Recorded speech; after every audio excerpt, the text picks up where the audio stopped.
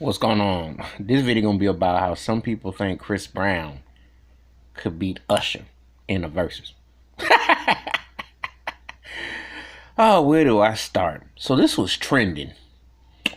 Now let me get some clarification. Both these cats are broke Michael Jacksons. Okay, let's just cut to the chase. You could put them both together, and I don't think you could get both of them combined. Mike could hold Michael's glitter glove, and maybe his loafers. But put together, their catalogs, their songs, ain't seen no Michael Jackson. But I will give him to being broke Michaels. Usher is the best showman of his generation. You know, he can definitely entertain. He's had a good career. Big time hits. The last Diamond album in R&B. And he's had an impact, for what he's done. But he never got out of what I call the after school special version of Michael Jackson. He just been a guy who kind of, kind of like stayed in the lane. I think Jay-Z even once said that unlike Beyonce, he didn't think Usher ever went for it. He just settled for what he settled for. And it's true. But he still leaps and bounds better than Chris Brown. Breezy got about 3 joints that I mess with. I give Breezy his due. Now, I will say this in Breezy's defense against Usher. More charismatic and definitely should have been bigger. Because when you think about the commercials and the movies and the cat had the smile, had the persona. And he could dance too. But his voice is flat, bland. And a lot of his material is predictable. It's just like, hasn't gone nowhere. He's prolific. He puts out a ton of tracks. And he's put out as many albums as Usher already. Breezy been around since 2005. And Usher been around since 93. So he's matched him almost for albums, but quality. However, Usher's peak and prime from the My Way album to Confessions. So if I give Usher, say from 97 to 04, which I think was his peak and prime, and then 87 and 1 was in between, it ain't even close. It ain't even close. Usher, for me, won't get to that R. Kelly, Mary J. Blige level as far as albums impact and etc.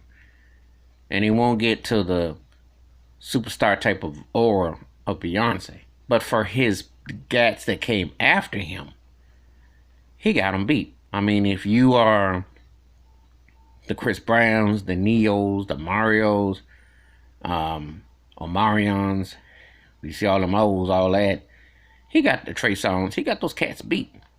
But that ain't saying much, though. That ain't saying a lot, but it's just what it is. But he isn't hanging with where he should be at this juncture to be put for his success and everything. But compared to Chris Brown, yeah, he's circles ahead of him.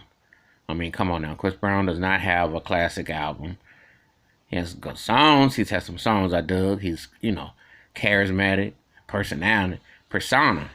But he doesn't have the songs. And so if he's up there I'm cracking him. I'm saying ain't gonna be no verses against no Usher. Usher blow you out by the first 5 songs. Most people be like bopping their head.